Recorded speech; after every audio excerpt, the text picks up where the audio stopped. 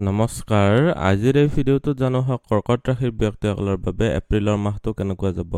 হ আৰু মূৰ্ধন্য ড এই দুটা আখৰেৰে যিসকল ব্যক্তিৰ নাম আৰম্ভ হয় তেওঁলোকৰ হৈছে কৰ্কট ৰাশি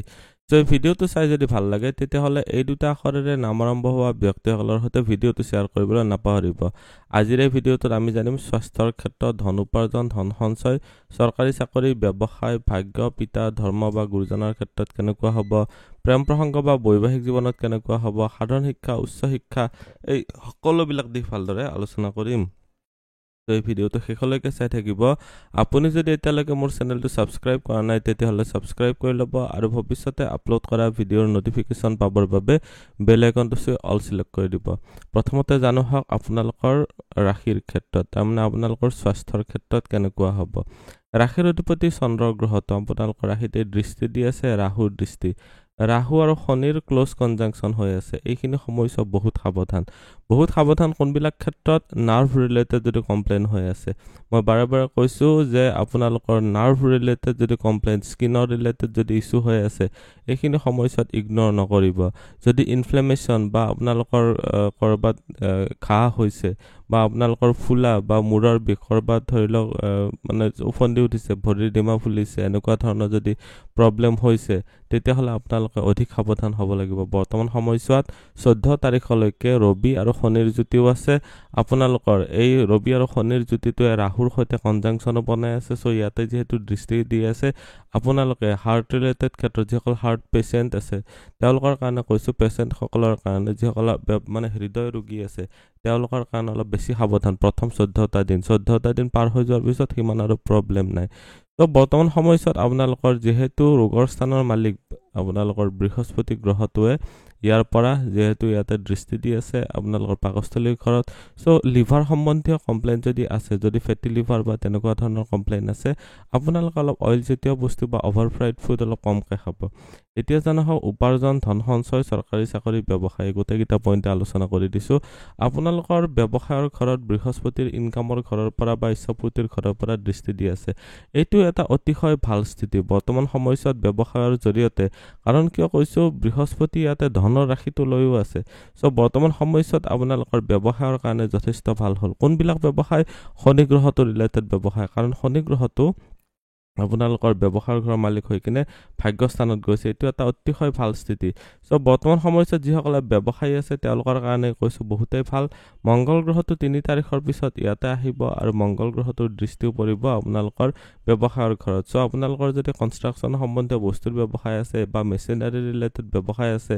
আপোনালোকৰ যদি সাপোজ ৱৰ্কশ্বপ আছে বা আপোনালোকৰ সাৰ্ভিসিং ষ্টেচন আছে তেতিয়াহ'লে আপোনালোকৰ কাৰণে যথেষ্ট ভাল আপোনালোকৰ সেভিংছৰ ঘৰৰ মালিক ৰবি শনিৰ সৈতে যেহেতু যুক্ত হৈ আছে আপোনালোকৰ এইখিনি সময়ছোৱাত কোৰ্ট কেছ বা লিটিগেশ্যন হৈ পেলাই আপোনালোকৰ পইচা অলপ অৱনমিত কৰাব পাৰে সো সাৱধান হ'ব লাগিব কোনো ধৰণৰ প্ৰব্লেমত যাতে ফচিবলগীয়া নহয় আপোনালোকে সাৱধান হৈ চলিব পাৰিব লাগিব উপাৰ্জনৰ ঘৰৰ মালিক শুক্ৰ গ্ৰহটো ভাগ্যস্থানত গৈছে আৰু দুটা মিত্ৰৰ সৈতে বহি আছে আৰু তুংগী হৈ আছে শনি আৰু বুধৰ সৈতে যুতি হোৱাৰ কাৰণে বৰ্তমান সময়ছোৱাত আকৌ কম যে আপোনালোকৰ ব্যৱসায়ৰ ক্ষেত্ৰত কেছ ফ্লো হোৱাত আপোনালোকৰ মানে ভাল হ'ব যিসকল ডায়েবেটিছ ৰোগী আছে তেওঁলোকে এইখিনি সময়ছোৱাত অলপ প্ৰব্লেমেটিক হ'ব আপোনালোকে অধিক সাৱধান হ'ব লাগিব চাকৰি বাকৰিৰ ক্ষেত্ৰত চালে যিটো সাৰ্ভিস বা আপোনালোকৰ চাকৰিৰ ঘৰৰ মালিক ইয়াতে আপোনালোকৰ বৃহস্পতি গ্ৰহটো ইচ্ছাপূৰ্তিৰ ঘৰত আছে মে মাহৰ 16 তাৰিখলৈকে আপোনালোকৰ কাৰণে বহুত ভাল কৰ্মপ্ৰাপ্তিৰ কাৰণে চৰকাৰী সেক্টৰত পদবী প্ৰাপ্তিৰ কাৰণে যথেষ্ট ভাল ফল লাভ কৰিবলৈ পাৰিব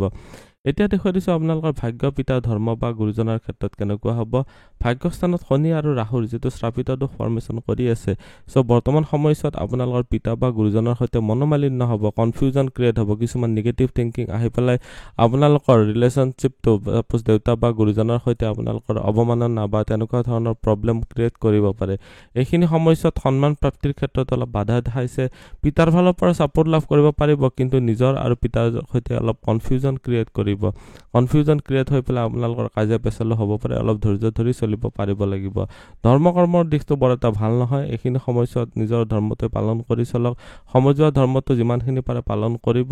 মুঠতে অলপ ধৰ্মৰ পথত চলিবলৈ নিজে অলপ উপদেশী চেষ্টা কৰিব পাৰিব লাগিব আপোনালোকৰ প্ৰেম প্ৰসংগ বা বিবাহৰ ক্ষেত্ৰত চালে ইয়াতে ৰাহুৰ দৃষ্টি আছে আপোনালোকৰ বৃহস্পতিৰ দৃষ্টি আছে। চ' বৰ্তমান সময়ছোৱা বেয়া নহয়। আপোনালোকৰ ৰাহুৰ দৃষ্টি থাকিলে অলপ কনফিউজন ক্ৰিয়েট হয়, কিন্তু বৃহস্পতিয়ে আপোনালোকৰ জ্ঞান বুদ্ধিৰে আপোনালোকৰ লাভ ৰিলেশ্যনশ্বিপৰ যিটো আপোনালোকৰ অবিবাহিত আছে তেওঁলোকৰ কাৰণে কৈছোঁ,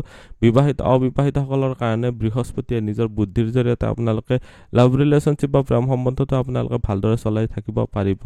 আপোনালোকৰ বৈবাহিক জীৱনৰ ক্ষেত্ৰত চালে বৈবাহিক জীৱনৰ কাৰক ইয়াতে আপোনালোকৰ শনি গ্ৰহটো মালিক হৈ কিনে আপোনালোকৰ যিহেতু ভাগ্যস্থানৰ ৰাহুৰ সৈতে আৰু ৰবিৰ সৈতে যুক্ত হৈ আছে, ইগ' ক্লেছ কৰাব পাৰে। বৰ্তমান সময়ছোৱাত অপমানিত হ'বলগীয়াতো পৰিব পাৰে আপোনালোকৰ পত্নীৰ পৰা বা পতিৰ পৰা। চ' বৰ্তমান সময়ছোৱাত নিজৰ পতি বা পত্নীৰ সৈতে এটা নিজে ইচ্ছা কৰিয়ে ভাল এটা ৰিলেশ্যন মেইনটেইন কৰিবলৈ চেষ্টা কৰিব লাগিব। অলপ এক্সট্ৰা এফৰ্ট, এক্সট্ৰা চেষ্টা কৰিব লাগিব, তেতিয়া আপোনালোকে ভাল এটা বৈবাহিক জীৱন মেইনটেইন কৰিব পাৰিব। কাৰণ মংগল গ্ৰহটোৰ দৃষ্টি আহিব, সংগ্ৰাসটো দেখা যাব 3 তাৰিখৰ পিছত মংগল গ্ৰহটোৰ সপ্তম দৃষ্টি আহিব। তাৰ আগৰ সময়ছোৱাত মংগলৰ অষ্টম দৃষ্টি পৰি আছে। চ' মুঠতে চাবলৈ গ'লে বৈবাহিক জীৱনটো অলপ বিৰক্তিকৰ হ'ব পাৰে, কাৰণ ইয়াতে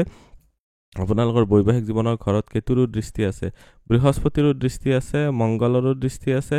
আৰু আপোনালোকৰ বিবাহৰ স্থানৰ মালিক যিটো বৈবাহিক জীৱনৰ মালিক শনি গ্ৰহটো আপোনালোকৰ ৰাহুৰ সৈতে যুক্ত হৈ আছে। তো বৰ্তমান সময়ছোৱাত আপোনালোকে ভাল ফল পাব লাগিলে অলপ ধৈৰ্য ধৰি চলিব পাৰিব লাগিব। সাধাৰণ শিক্ষা আৰু উচ্চ শিক্ষাৰ ক্ষেত্ৰত চালে সাধাৰণ শিক্ষাৰ ঘৰৰ যিটো মালিক শুক্ৰ গ্ৰহটো তুংগী হৈ আছে। চ' আপোনালোকে পঢ়া শুনাৰ ক্ষেত্ৰত ভাল দেখা গৈছে, এইখিনি সময়ছোৱাত ভাল এটা ৰিজাল্টটো কৰিব পাৰিব। উচ্চ শিক্ষাৰ ঘৰত বৃহস্পতিৰ দৃষ্টি আছে, আপোনালোকৰ উচ্চ শিক্ষাৰ ঘৰত ৰাহুৰ দৃষ্টি আছে। আপোনালোকৰ যদি ইনফৰমেশ্যন টেকন'লজি বা কমিউনিকেশ্যন ৰিলেটেড ফিল্ডত পঢ়ি আছে বা ইকনমিক্স ৰিলেটেড ক্ষেত্ৰত যদি পঢ়ি আছে, যদি মনিটাৰী ফাণ্ড বা আপোনালোকৰ ফাইনেন্সিয়েল ছাৰ্ভিচ কিবা পঢ়ি আছে, তেতিয়াহ'লে আপোনালোকৰ কাৰণে বিশেষ লাভদায়ক হ'ব। বৰ্তমান সময়ছোৱাত উচ্চ শিক্ষাৰ ক্ষেত্ৰত ভাল দেখা গৈছে। সাধাৰণ শিক্ষাৰ ক্ষেত্ৰত এক্সট্ৰা এফৰ্ট লাগিব, এক্সট্ৰা চেষ্টা লাগিব, অলপ অধৈৰ্য দেখা দিব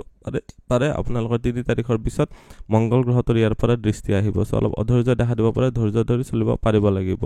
চ' আজিৰ এই ভিডিঅ'টোত আমি কৰ্কট ৰাশিৰ ব্যক্তিসকলৰ বাবে এপ্ৰিলৰ মাহটো কেনেকুৱা যাব গোটেইখিনি জানিলোঁ। ভিডিঅ'টো চাই কেনেকুৱা লাগিলে কমেণ্টত নিশ্চয় জনাব। আপুনিও যদি আপোনাৰ বিষয়ে জানিব বিচাৰে তেতিয়াহ'লে হোৱাটছএপত কণ্টেক্ট কৰিব পাৰে। ধন্যবাদ। এইটো ভিডিঅ'ত আগবঢ়োৱা জ্ঞানখিনিৰ পৰা যদি আনৰো উপকাৰ হ'ব ভাবে, তেনেহ'লে বন্ধুবৰ্গ, আত্মীয় স্বজন আৰু চিনাকি মানুহৰ সৈতে শ্বেয়াৰো কৰিব।